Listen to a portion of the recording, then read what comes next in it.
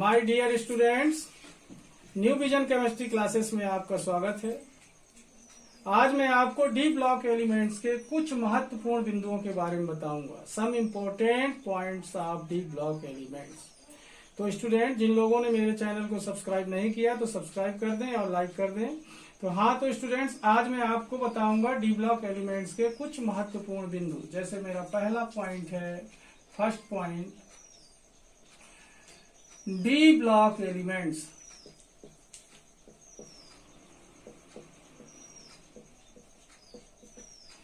Are known as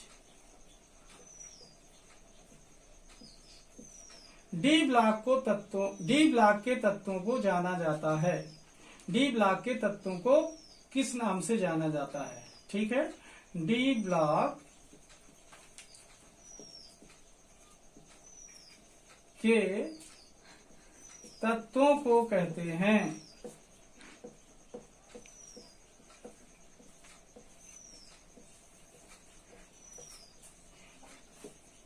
तो D block elements are known as transition elements.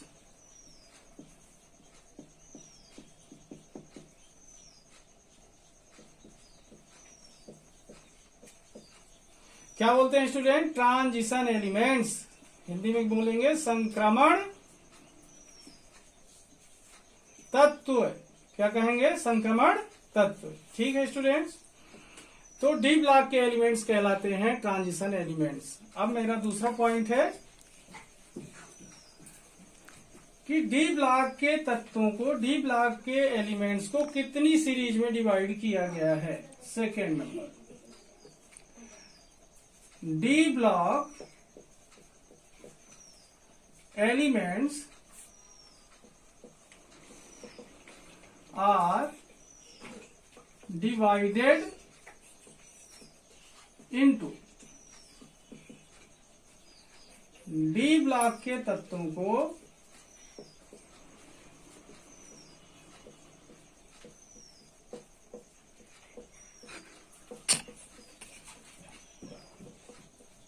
बांटा गया है। D block elements are divided into, D block के तत्वों को बांटा गया है 4 transition series. 4 transition series.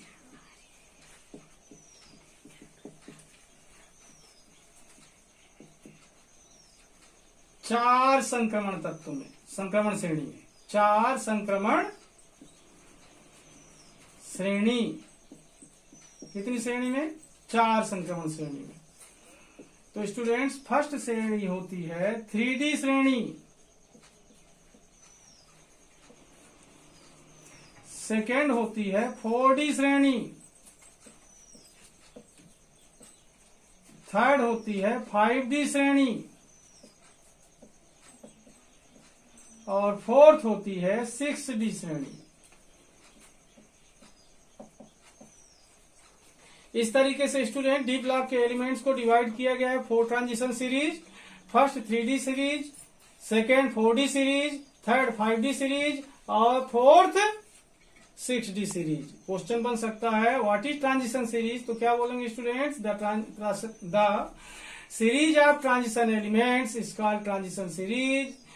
Transition elements are divided into 4 series. First होती है 3D सीरीज, सेकेंड होती है 4D सीरीज, थर्ड होती है 5D series and fourth 6D series. इस प्रकार स्टूडेंट्स, ये पॉइंट नंबर 2 हुआ। अब पॉइंट नंबर 3 की बात करता हूं। Point third, general electronic configuration of transition elements. जो ट्रांजिशन एलिमेंट्स है, इनका सामान्य electronic configuration. General electronic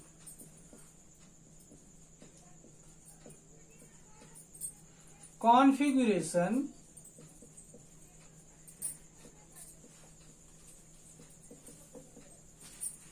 of transition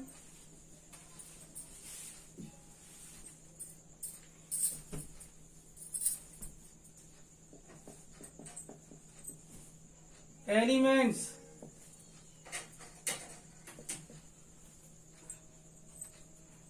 संक्रमण तत्वों का सामान्य इलेक्ट्रॉनिक विन्यास। संक्रमण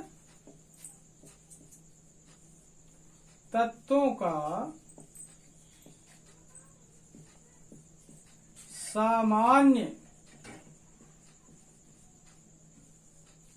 इलेक्ट्रॉनिक विन्यास।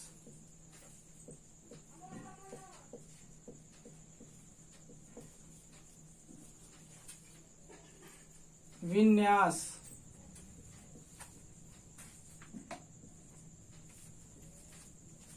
तो ये क्या होता है सामान्य इलेक्ट्रॉनिक विन्यास इनका?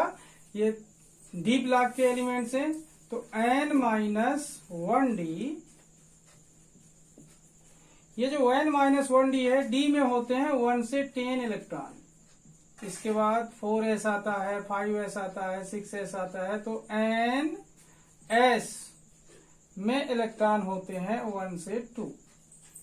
तो स्टूडेंट्स जो ट्रांजिशन एलिमेंट्स है उनका जो कॉमन इलेक्ट्रॉनिक कॉन्फ़िगरेशन है n-1d 1 से 10 इलेक्ट्रॉन और ns 1 से 2 electron. Okay students, next point की बात करता हूं। जो ट्रांजिशन एलिमेंट्स हैं ये कलर्ड आयन बनाते हैं। ट्रांजिशन एलिमेंट्स क्या करते हैं? कलर्ड आयन बनाते हैं। फोर्थ पॉइंट, ट्रांजिशन एलिमेंट्स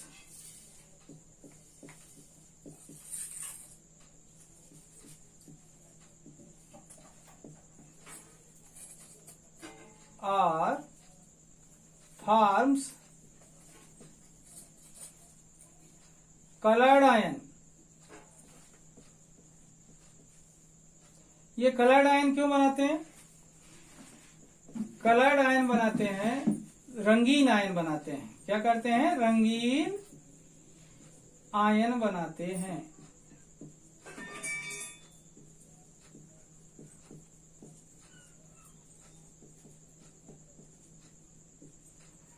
क्यों बनाते हैं ये रंगीन आयन? इसका आंसर होता है इनके पास n-1d सबसेल जो होता है उसमें अनपेयर्ड इलेक्ट्रॉन होते हैं। मतलब आंसर क्या हुआ इसका? Due to unpaired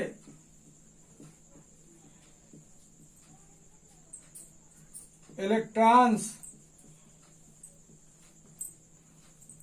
in n-1d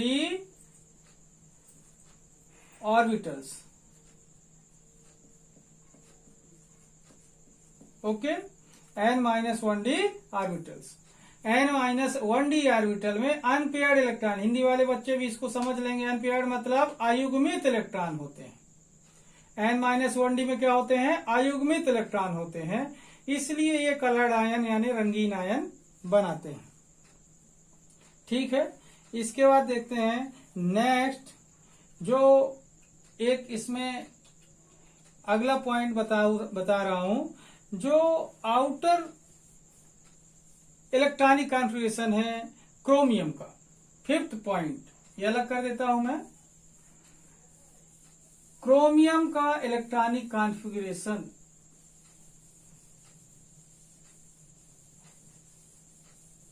chromium का इलेक्ट्रॉनिक कॉन्फ़िगरेशन।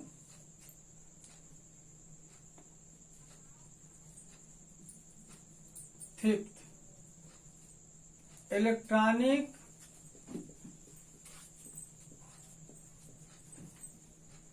कॉन्फ़िगरेशन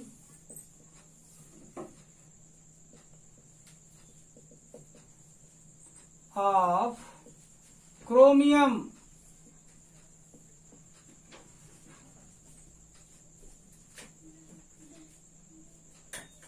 क्रोमियम का क्या होता है? सिंबल Cr, एटॉमिक नंबर होता है 24। इलेक्ट्रॉनिक कॉन्फ़िगरेशन देखना students, 1s2 2s2 1s2 2s2 2p6 3s2 3p6।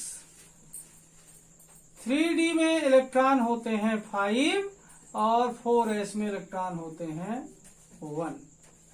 4s1 3d5, 4s1 3d5, 1s2 2s2 2p6 3s2 3p6, कितने electron हो गए यहाँ पर देखें 2 2 4 और 6 मिलाकर कितने हुए 10, और ये 8 8 और 6 मिलाकर कितने हो गए 24। ठीक है, तो इस तरीके से देखें कि इसका इलेक्ट्रॉनिक कॉन्फ़िगरेशन देखें, आउटर सेल, आउटर इलेक्ट्रॉनिक विन्यास, आउटर सेल इलेक्ट्रॉनिक विन्यास।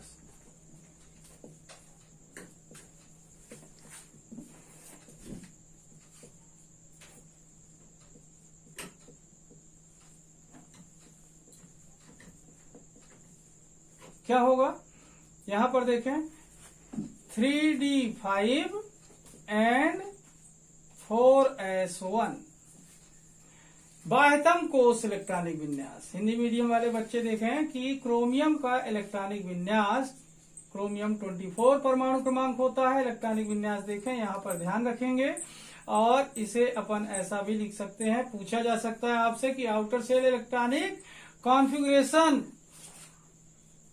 आउटर सेल इलेक्ट्रॉनिक कॉन्फ़िगरेशन क्या होगा, ये होगा 3d5 and 4s1। Okay, 6th number का पॉइंट बताऊंगा अब मैं आपको कि जो कॉपर होता है, ऐसा ही कुछ इलेक्ट्रॉनिक कॉन्फ़िगरेशन कॉपर का भी होता है। इलेक्ट्रॉनिक कॉन्फ़िगरेशन ऑफ कॉपर,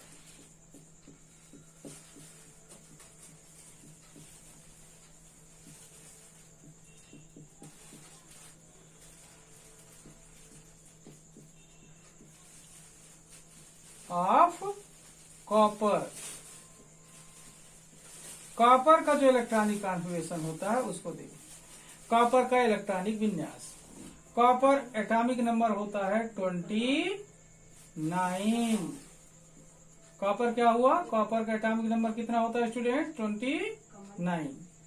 तो ये जो कॉपर है, कॉपर का इलेक्ट्रॉनिक कॉन्फ़िगरेशन लिखेंगे तो ये भी ऐसा ही कुछ करता है, जैसे 1s 2 electron, 2s 2 electron, 2p 6 electron, 3s 2 electron, 3p 6 electron, 4s या 3d10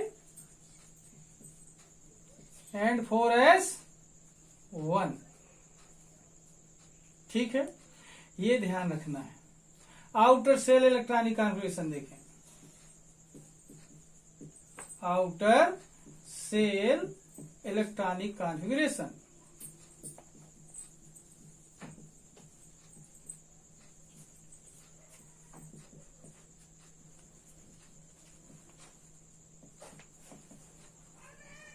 क्या होगा 3d10 एंड 4s1। स्टूडेंट्स ध्यान दें, ये कोई सा भी इलेक्ट्रॉनिक कॉन्फ़िगरेशन आपसे पूछा जाए, दोनों आपसे बन सकता है आसानी से अगर ध्यान देंगे तो।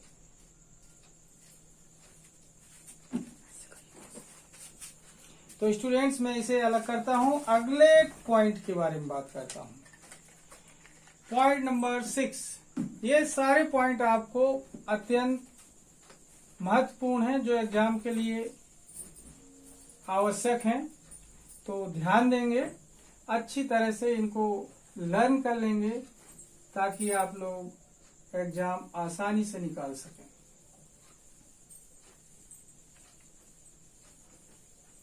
तो अगला point 7th,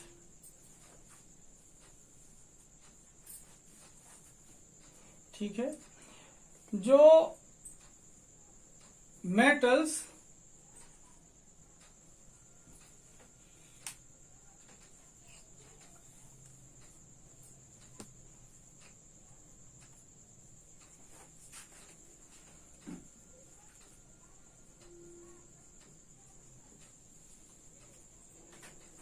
iron,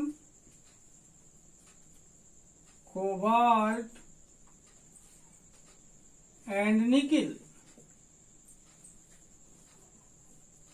iron cobalt and nickel. Students, ये जो आयरन कोबाल्ट और निकिल होते हैं, ये ऐसे एलिमेंट्स हैं जो कि आयरन की तरह होते हैं। ये कुल मिलाकर के ये शो करते हैं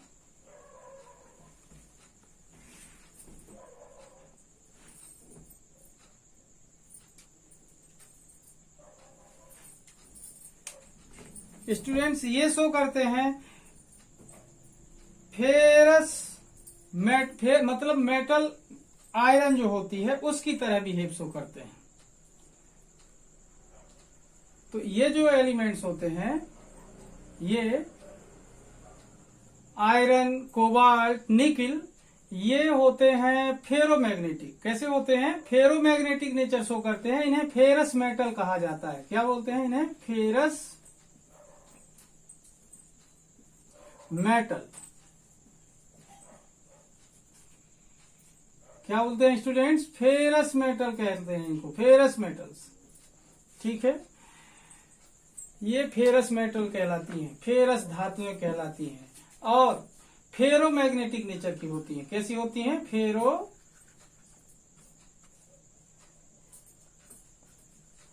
magnetic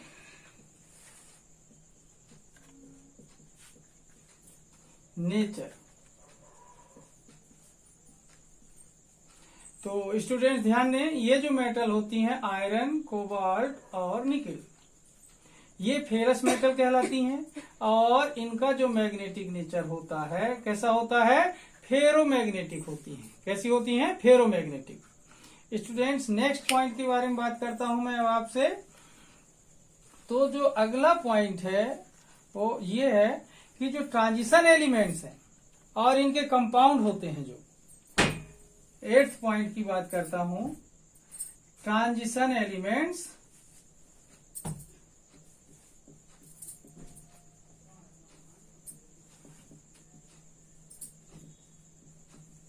and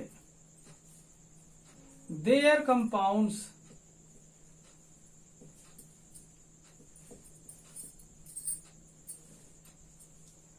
are act as, यानी ट्रांजिशन एलिमेंट्स संक्रमण तत्व और उनके यौगिक संक्रमण तत्व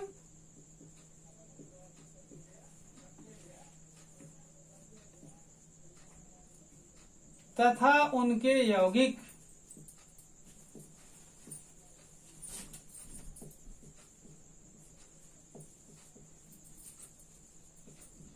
कैसा एक्ट करते हैं? कैटालिस्ट का। किसका? कैटालिस्ट। कैसे एक्ट करते हैं, रिएक्ट करते हैं स्टूडेंट्स? कैटालिस्ट की तरह बिहेव करते हैं। क्या बोलते हैं कैटालिस्ट को? उत्प्रेरक। उत्प्रेरक का कार्य करते हैं। ट्रांजिशन एलिमेंट्स और इनके कंपाउंड दोनों कैटालिस्ट का काम करते हैं। ठीक है स्टूडेंट्स, नेक्स्ट पॉइंट देखते हैं। जो ट्रांजिशन एलिमेंट्स होते हैं उसमें से क्वाइन मेटल होती हैं। क्या होती हैं? Coin metal. तो कौन कौन सी मेटल को क्वाइन मेटल कहते हैं? क्वाइन मेटल,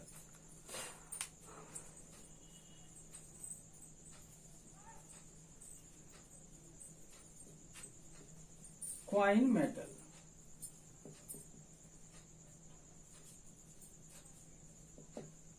मुद्रा धातु कह सकते हैं हिंदी में, या सिक्का धातु। क्या कह सकते हैं? सिक्का धातु।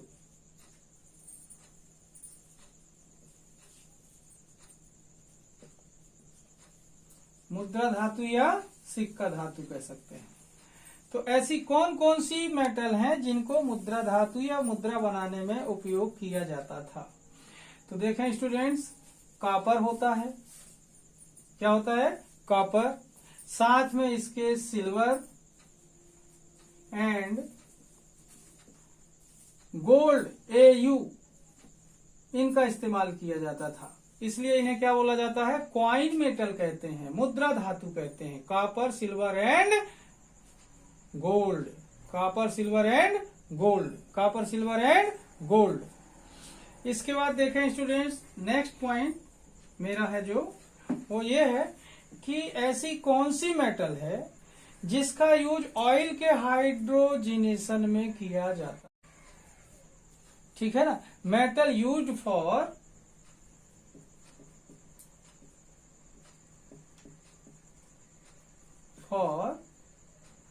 हाइड्रोजिनेशन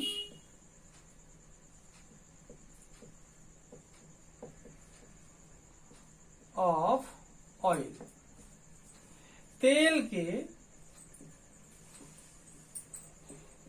हाइड्रोजनीकरण में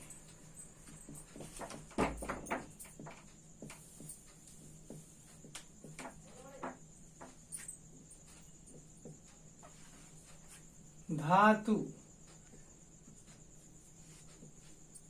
उपयोग होती है।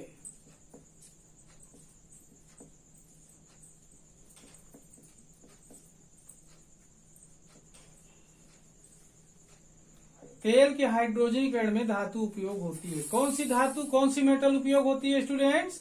वो होती है निकिल। क्या होती है? निकिल। कौन सी मेटल? निकिल का उपयोग किया जाता है।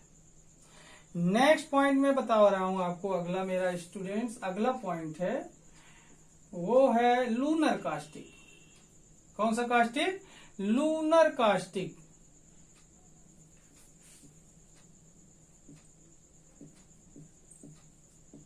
कौन सा caustic? Lunar caustic. Lunar caustic के नाम से जाना जाता है, लूनर कास्टिक बोला जाता है, वो होता है lunar caustic silver nitrate, AgNO3।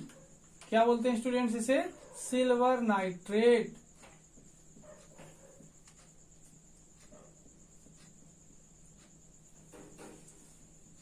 क्या बोलते हैं? Silver nitrate. लूनर कास्टिक के नाम से जाना जाता है। नेक्स्ट देखते हैं कैलोमेल।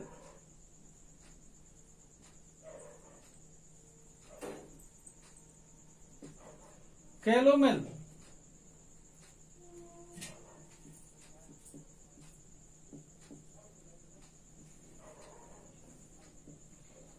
वो होता है स्टूडेंट्स Hg2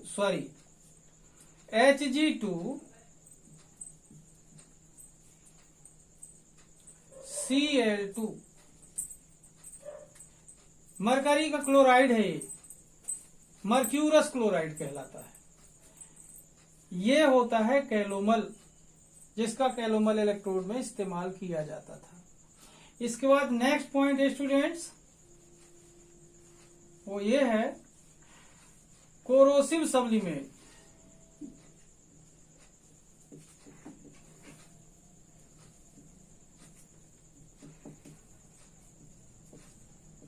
कोरोसिव सब्लिमेट के नाम से किसे जानते हैं स्टूडेंट्स? ये भी मरकरी का ही क्लोराइड है, HgCl2 को कोरोसिव सब्लिमेट के नाम से जाना जाता है। HgCl2 ये मर्क्यूरिक क्लोराइड है और ये मर्क्यूरस क्लोराइड है। मर्क्यूरिक और ये मर्क्यूरस। स्टूडेंट्स मैं इन्हें अलग कर देता हूं और अगले पॉइंट के बारे में बात करता हूं।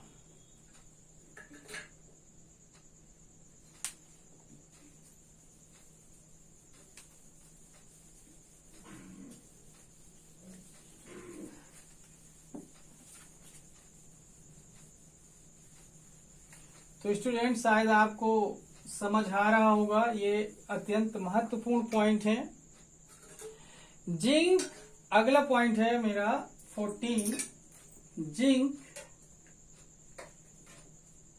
Cadmium and mercury. Zinc, cadmium and mercury does not exhibit variable oxidation state, does not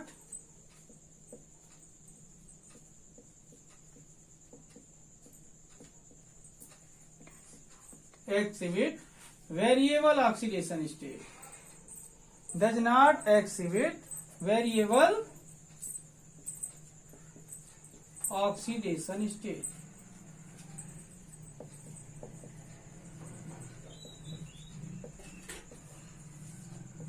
जो जिंक है, कैडमियम है और मरकरी है, ये परिवर्ती ऑक्सीकरण अवस्था प्रदर्शित नहीं करते। मतलब ये ट्रांजिशन एलिमेंट की तरह बिहेव नहीं करते। Does not show transition character, does not show transition character. अगर यही पॉइंट को चेंज किया जाए तो zinc, cadmium and mercury does not show transition character, ऐसा पॉइंट होता है। तो दोनों पॉइंट को ध्यान में रखेंगे, दोनों पॉइंट यही है, आंसर इनका एक ही होगा। क्या होगा आंसर इसका? Due to fully filled D orbital. Due to, answer देखें क्या है आंसर यहां पर देखें students, due to fully filled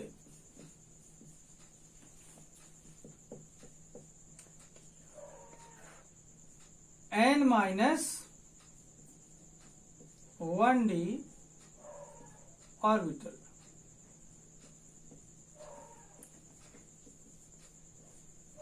n-1d orbital क्या होता है? पूरा भरा होता है। किसके कारण ये नहीं शो करते? जिंक, कैडमियम और mercury does not exhibit variable oxidation state. Zinc, cadmium और मरकरी परिवर्ती ऑक्सीकरण अवस्था प्रदर्शित नहीं करते या संक्रमण धातुओं की तरह गुण प्रदर्शित नहीं करते, या ऐसा बोल सकते हैं कि zinc, cadmium and mercury are not transition metal why, या जिंक, कैडमियम और मरकरी संक्रमण तत्व नहीं माने जाते। क्यों? आंसर क्या है इनका? n-1d ऑर्बिटल फुली फिल्ड होता है, पूरा भरा होता है। अगले पॉइंट की बात करता हूं स्टूडेंट्स, 15 पॉइंट है मेरा ये। K2Cr2O7, K2Cr2O7 potassium dichromate. ये जो होता है इसका एसिडिक मीडियम में K2Cr2O7 जो होता है ये ऑक्सीडाइजिंग एजेंट है। क्या है? ऑक्सीडाइजिंग एजेंट है। क्या है? Oxidising agent. Students, potassium dichromate क्या है? एक ऑक्सीकारक है। नेक्स्ट पॉइंट की बात कर रहा हूं, इक्विवेलेंट वेट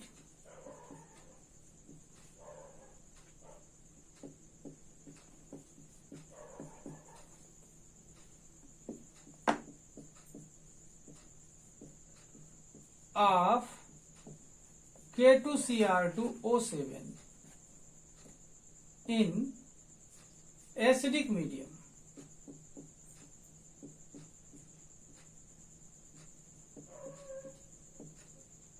is, ध्यान दें, equivalent weight of potassium dichromate in acidic medium is.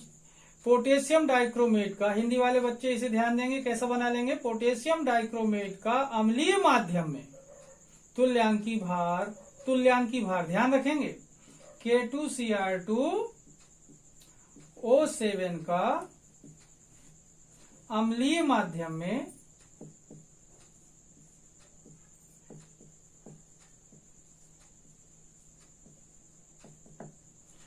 तुल्यांकी भार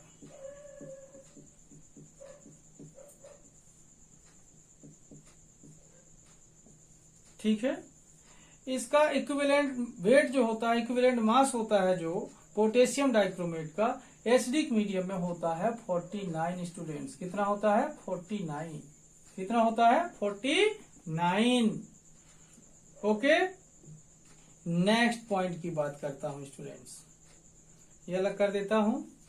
मेरा 17 नंबर का जो पॉइंट होगा वो क्या है उसे देखिए।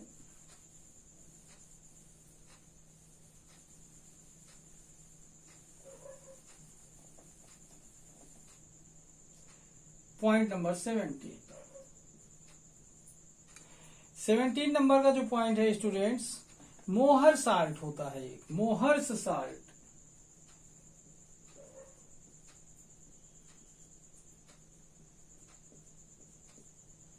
मोहर लवण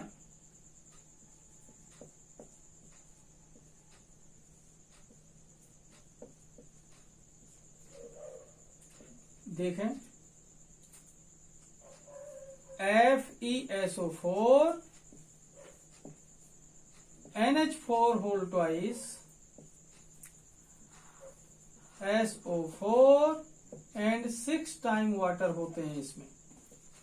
क्रिस्टलाइन वाटर कितना होता है? 6। स्टूडेंट इसका नाम होता है ferrous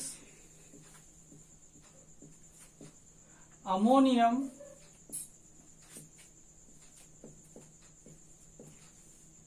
sulphate. Ferrous ammonium sulphate नाम है इसका, जिसे क्या बोलते हैं? मोहर्स साल्ट कहते हैं। क्या बोलते हैं स्टूडेंट?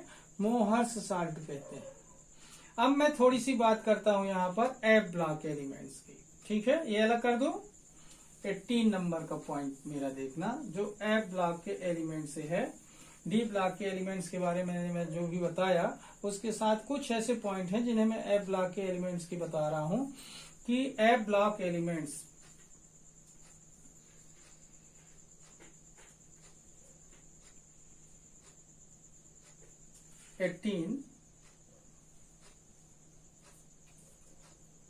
एफ ब्लॉक एलिमेंट्स, यहां पर ध्यान दें, यहां लिख देता हूं एफ ब्लॉक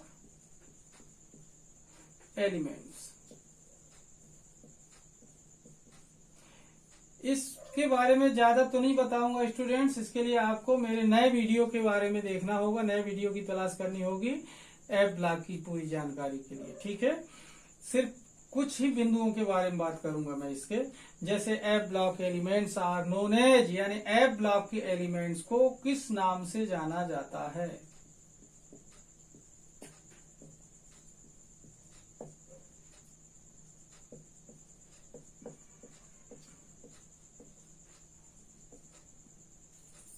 एफ ब्लॉक के तत्वों को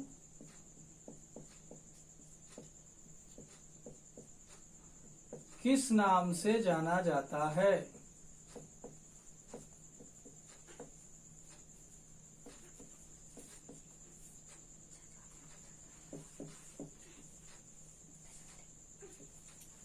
ये फर्स्ट पॉइंट इसका। तो आंसर है स्टूडेंट्स इसका क्या?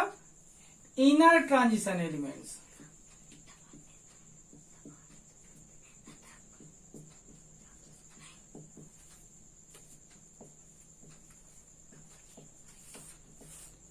क्या बोलते हैं? इनर ट्रांजिशन एलिमेंट्स, अंतः संक्रमण तत्व।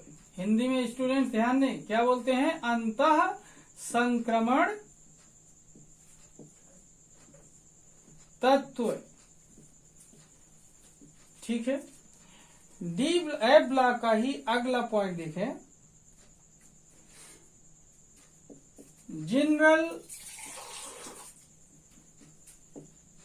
Electronic configuration.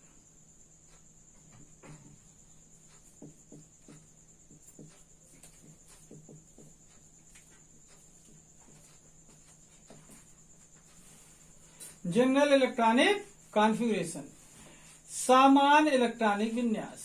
ध्यान दें स्टूडेंट्स, एफ ब्लॉक के एलिमेंट हैं, एफ ब्लॉक के एलिमेंट की बात कर रहा हूं। एफ में इलेक्ट्रॉन जाएगा, यहां पर देखें इनका common electronic configuration N-2 F. जो एफ सब सेल होगा, इसमें इलेक्ट्रॉन इसमें 1 से 14 तक आते हैं। कितना आते हैं स्टूडेंट्स? 1 से 14 कामा। फिर इसके बाद आता है डी ब्लॉक, तो N-1 डी ब्लॉक जो होता है, डी उपकोष होता है, जो इसमें 1 से 2 इलेक्ट्रॉन हो सकते हैं। फिर आते हैं एस में, तो NS में 2 इलेक्ट्रॉन हो सकते हैं। ये इसका इलेक्ट्रॉनिक कॉन्फ़िगरेशन होता है N-2F14, N-1D 1 से 2 और NS में 2 इलेक्ट्रॉन। ये कॉमन इलेक्ट्रॉनिक कॉन्फ़िगरेशन आप क्या हो गया? एफ ब्लॉक या इनर ट्रांजिशन एलिमेंट्स। इनको अब अलग करता हूं। एफ ब्लॉक का एक अगला पॉइंट बताता हूं, आखिरी पॉइंट। एफ ब्लॉक का आखिरी पॉइंट देखें students, F block elements are divided into, कितने सीरीज में डिवाइड किया गया है? F block elements are divided into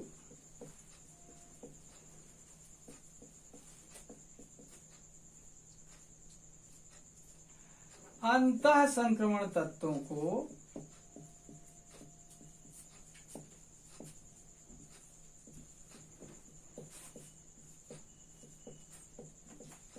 बांटा गया है।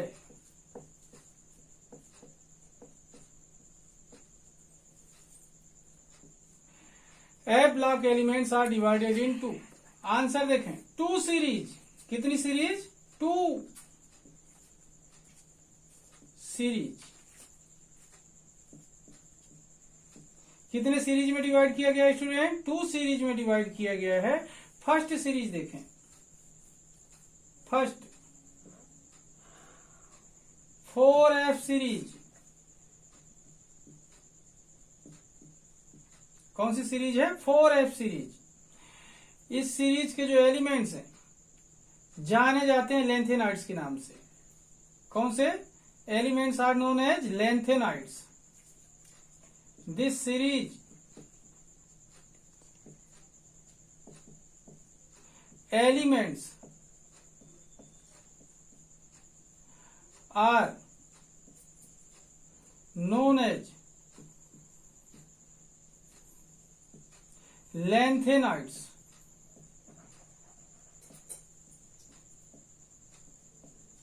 ध्यान रखेंगे, इस श्रेणी के तत्वों को लेंथेनॉइड के नाम से जाना जाता है। Second students, 5F series.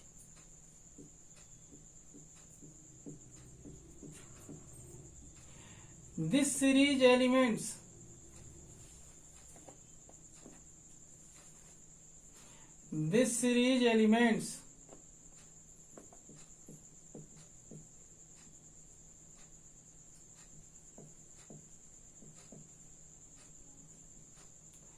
are known as actinides।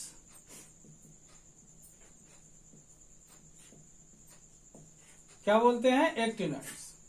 तो इस तरीके से जो एफ ब्लॉक एलिमेंट जो होते हैं, F block elements are divided into 2 series. First 4F series, और इस सीरीज के एलिमेंट्स तत्वों को बोलते हैं लेंथेनाइड। सेकेंड होती है 5F सीरीज, इस सीरीज के एलिमेंट्स को बोलते हैं एक्टिनाइड्स। स्टूडेंट्स, तो आज की बात को मैं यहीं समाप्त करता हूं, और आपको एफ ब्लॉक के बारे में जानकारी लेने के लिए मेरे अगले वीडियो को देखना होगा, जिसके बारे में आपको एफ ब्लॉक के बारे में बताऊंगा। उसमें खासकर बात होगी लेंथेनॉइड कॉन्ट्रैक्शन। क्या होगा? लेंथेनॉइड कॉन्ट्रैक्शन के बारे में विशेष रूप से जानकारी दूंगा।